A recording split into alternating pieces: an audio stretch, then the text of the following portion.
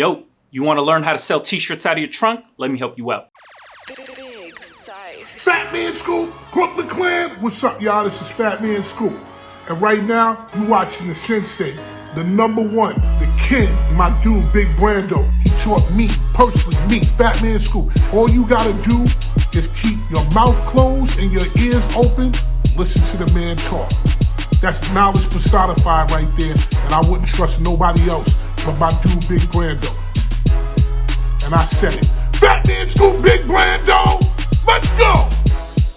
What's happening, everybody? Boy Big Brando, and today we're going to be talking about slanging t-shirts out of your trunk. Now, that's a question that I get from the old school homies. A lot of it is some people have a hard time selling stuff through social media or online, whether it's a generational gap or somebody just doesn't know how to work social media and they're better at getting it from the pavement. And I get it because this is how I used to slang t-shirts. I used to sell t-shirts way before online stores and social media was even a thing. So I know there's a lot of people out there that are just like me that aren't afraid to get it out the trunk. So let's talk about it. Now, to start this video off, let me just say this isn't the only way of doing this. People always think just because I share a certain strategy or a certain way of selling things, that's the only way to do things. And there's a million different ways to sell t-shirts out of your trunk, but this is what worked for myself. Now, the first thing you gotta remember is your designs have to be relatable to the people you wanna sell to. Do not just try to fill up your trunk, drive out to a location with a bunch of logo t-shirts. Can that be done? Yes. Is it hard to do? Yes, it is. So I'm trying to save you the headache by helping you understand what the people walking by your car or walking by your trunk are gonna gravitate towards. Now, if you just brought a bunch of logo tees or something that just says your brand name on it, they're not gonna be enticed to buy anything like that. They're gonna look at the shirt, they're gonna respect the hustle, but at the same exact time, they are not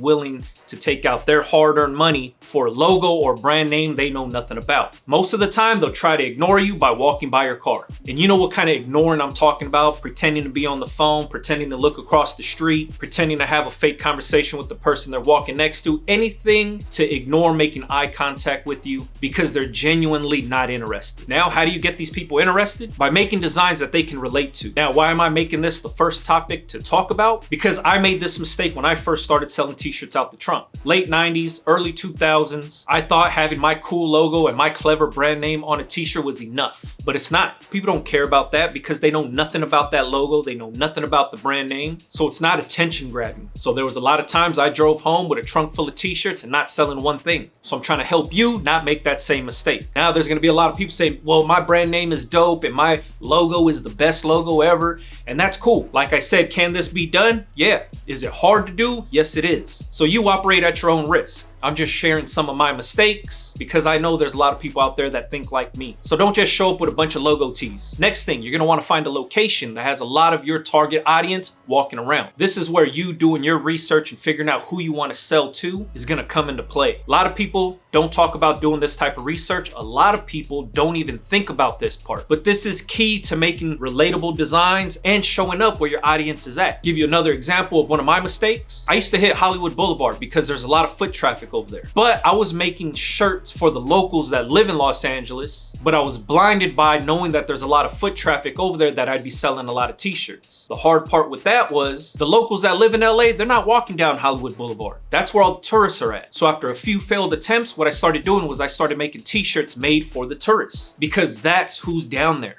That's who's walking Hollywood Boulevard. That's who's looking at the stars. You have to make things relatable to the end user, to your target audience. Understanding that part is gonna make the sale a lot easier for yourself.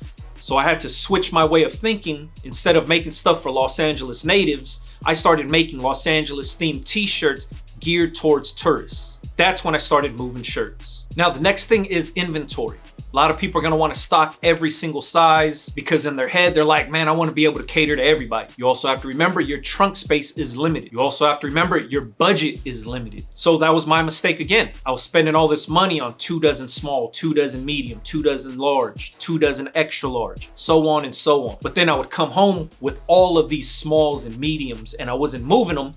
And I was wasting money on them and it was wasting trunk space. So what I ended up doing was bringing just 1 dozen small, 1 dozen medium, and then bringing extras of large, extra large, and XXL because I noticed those were the more popular sizes. And as time went on, smalls and mediums got fewer and fewer in my trunk because not a lot of people were checking for those sizes. And occasionally I would have somebody come up to me like, hey, you got a size small? And I wouldn't have it, but I'd rather lose that one customer on a size small than lose a bunch of customers that wear the popular sizes, extra large, XXL. I'd rather have those on hand because I have more extra large and XXL customers than the size small customer. So at that point, I didn't mind losing that one customer that wore a size small if that meant I could put more extra large and XXL into my trunk. So strategically speaking, you have to understand what's gonna be the popular sizes. That's just taking a guess. Maybe it's gonna take you a few times going out there and figuring that thing out, but don't be blinded by the big dreams of everybody's gonna want these t-shirts and you're gonna be selling a million size smalls and mediums and larges.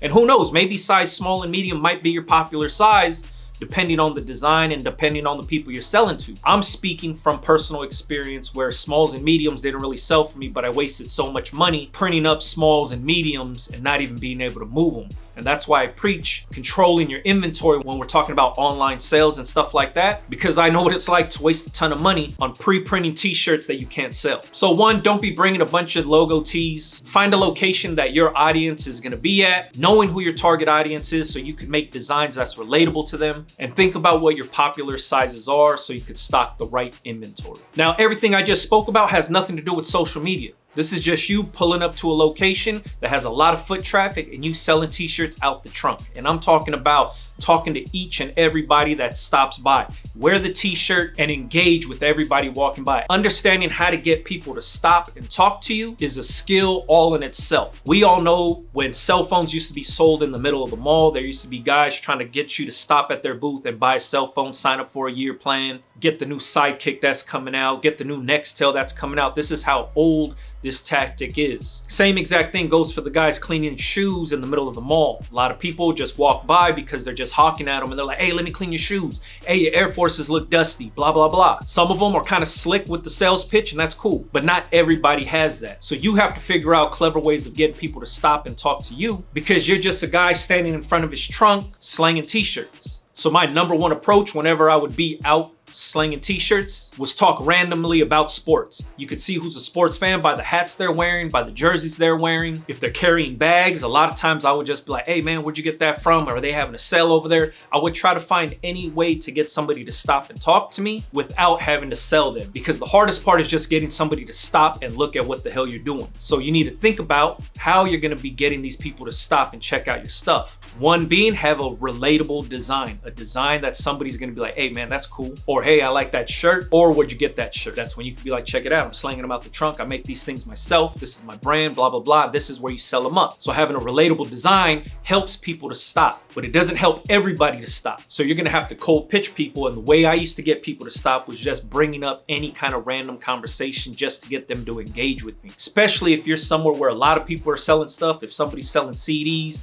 I'm going back to the days of when people used to like slang their mixtape and they used to have crusty headphones and they'd be like, man, check out my new mixtape, check out my new album. And they're walking around with the CD player trying to get people to listen. So you have all these people trying to hawk something. And if I'm there trying to slang these t-shirts, I have to figure out a way to get them to stop and talk to me after they just dodge all these people trying to sell them mixtapes, fake cologne, bootleg jerseys. These are all the things that used to be sold on Hollywood Boulevard. On top of that, you got dudes dressed up as Spider-Man, as a Batman, and they're trying to get people to pay money to take pictures with them. So how do you separate yourself from all that commotion? You just engage with regular ass conversation. Pick apart something they're wearing. Sometimes somebody will have some sneakers on, like, hey man, those are dope, man. How long ago did you get those? Hey, did those just come out? I'll play dumb. As long as I could get them to stop and talk to me for a bit, that's all it is. Because everybody else is trying to sell right out the gate because they're playing it as a numbers game. The more people they approach and sell, eventually somebody's gonna take the bait. I used to play the back end of that, and instead of sell, I would try to play it down a little bit, have a normal conversation with somebody. Hey man, it looks like it's gonna start raining. Hey, do you got the time? Anything to get somebody to stop that's not selling them on anything. See somebody walking from down the way, be like, hey man, was that pizza spot open that was down there? They'll turn back and they'll be like, yeah, you know what? I think it was. I'm like, all right, cool. And once they stop to tell me, yeah, it's cool or whatever it is, then I'll try to hit them with the sales pitch. Anything to get people to stop. And like I said, this is all around not using social media. This is just pulling up to a location and trying to sell stuff.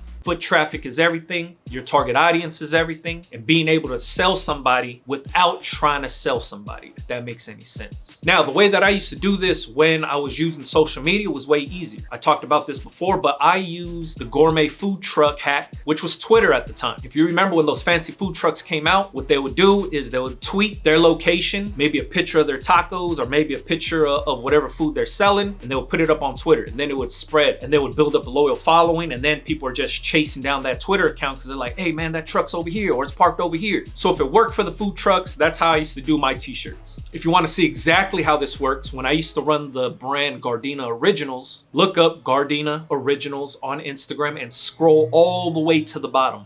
I'm talking to the very bottom. You could see me slanging stuff out the trunk, exactly how I was doing it. I didn't have a big following at the time. I was freshly brand new. So what I would do is take a picture of the t-shirt or make a little flyer of the t-shirt that I'm selling, put the location where I'm gonna be at, and let people repost that. That's all it was. After my first go around, people were interested and they're like, hey, cool man, I'm gonna show up when you sell those t-shirts because that's the only way you could get them. I wasn't doing it online. I was only doing it live in person. So that drove up that demand a little bit. Now it's like, all right, we got to check for this dude, see where he's at. And as more t-shirts got out and more people started talking about it, then when I would post the flyer, people would repost the flyer and their friends would repost the flyer because they're like, hey, this is the dude I got the t-shirt from.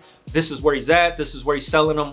He's only gonna be here for 3 or 4 hours and that's it. So the way it used to work was during the week, I would post pictures of the t-shirt and I was going off of just one t-shirt only. One design, one color, and that's it. I would throw all the sizes into totes, throw it in the back of my truck. I used to drive a Honda Pilot back then. I would fill the back of the Honda Pilot up with stackable totes, drive out to a location like in a supermarket parking lot or something, park towards the back of the parking lot where I'm not bothering nobody going to the market, and I will put on the flyer, I'm gonna be parked here on Western and Artesia in the Albertsons parking lot. My trunk will be popped up from 5 o'clock to 8 o'clock p.m. Pull up on me. I think I would put the price too. I'd put like $20 t-shirts. Slowly people started pulling up, seeing it. I would wear a t-shirt, they would see it, like, hey man, I need a large, extra large, blah, blah, blah. Like I said, only one design, one color, made it so easy for me to just pull whatever they needed. I only took cash, and that was it. 8 o'clock turns around. If I didn't sell out that day, close the trunk up, take off. Then the following week, I would do the same exact thing. Sunday and Monday, start posting the t-shirt again, reposting people that are taking pictures in the shirt. Wednesday comes around, I'll be like, hey, check it out. Thursday, I'm gonna be posted up over here. I'll be here from this time to this time. Here's the location. Pull up on me. And then this is how I started to build up my following. This is how I started to make sales before having an online store, before any of that. It was, if you wanted this t-shirt, you had to find me in the city of Gardena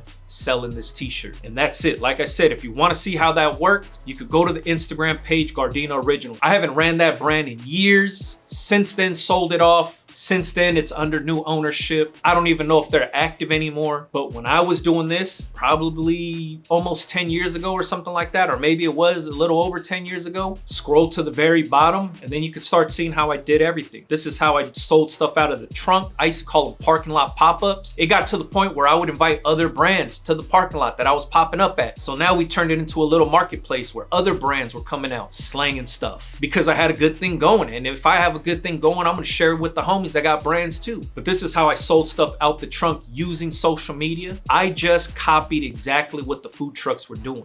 Food trucks would post their tacos or their fancy food that they're selling, the location they were gonna be at. That's what got people excited about it. That's what got people searching down these trucks. I wanted to create that same thing for my brand, and that's what I did. Was I had people waiting on my tweets and my Instagram posts on where I was gonna be and what t-shirts I was bringing so they could show up and buy them directly from me. The proof is in the pudding. Everything I'm talking about is stuff that I've done and experienced, and that's why I'm sharing it with you guys. This isn't some made up thing. This isn't something that I heard somebody else talk about and now I'm spewing it to you guys. I actually live this. I do this. I sell t-shirts. The only information I share with you guys is information that works for me, and that's why I'm sharing it with y'all. Remember, don't forget to take your t-shirt selling advice from somebody that actually sells t-shirts. All right, hopefully this video helps somebody out there. I know there's a lot of people that struggle with the online store thing or social media thing. If you wanted to sell t-shirts out of your trunk, It's very hard to do, but it is possible. Now, if you got any questions or if you have a tactic that works for you when you're selling stuff out of the trunk, let me know in the comments, because if you're letting me know in the comments, chances are somebody watching this is gonna read that same comment and they'll try that tactic out themselves too. That's all it is. We're all about helping everybody and helping build up this community. Follow me on Instagram, Big Brando TV. We could chop it up in the comments over there also, all right? Catch you guys on the next one, man. Yeah.